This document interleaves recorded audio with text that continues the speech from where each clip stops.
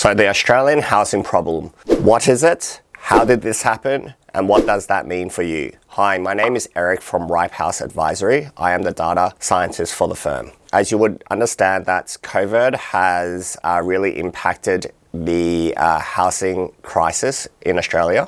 COVID has caused an affordability issue for the Australian housing crisis. The reason why that's the case is essentially COVID has affected the logistics of raw materials. Given that the demand for these materials remain constant, but the supply of raw materials has reduced, then prices would naturally gravitate upwards to ensure that a new equilibrium is set. So who is affected? Essentially, building companies who provide fixed quotes to their potential clients are most affected, and these can be volume builders, and especially volume builders actually.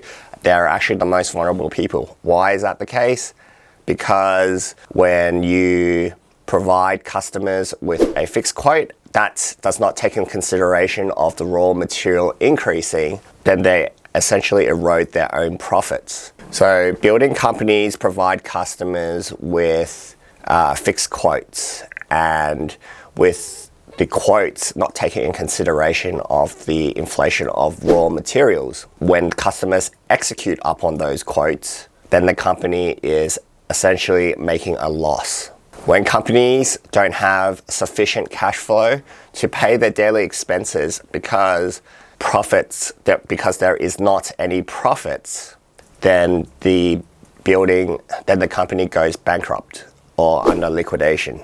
So who is most vulnerable in terms of builders? Volume builders are the most vulnerable. Why is that? Because volume builders has the business model of having small profits per dwelling, but they have a high volume of dwellings per year that they construct. Now, with the materials rising, they are the ones who are most likely going to default or go under liquidation. And examples of this is essentially large construction companies like Metricon and Oracle Homes. So the next topic I want to talk about is rent. How has rent been affected through COVID? You would understand that big cities like Sydney and Melbourne, rents has gone down since COVID started, with a lot of net migration going out of the country. Now, you can see that as net immigration has come back to a state where population is increasing, as you can see from the ABS since September 2020. And then you look at the rent data, rent has actually gone up 13% same period last year. So you can see that as the population of Australia, with its net immigration going back to pre-COVID levels,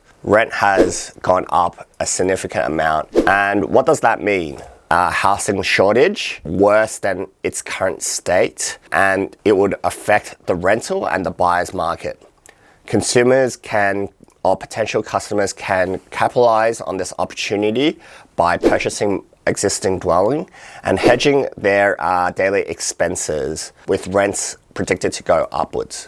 Now, for property investors, this is also a good time, knowing that with a limited supply of dwellings coming onto the market in the near future, with the same demand for housing, and potentially more with the increasing population of Australia, we are likely to see equity or the value of properties going upwards.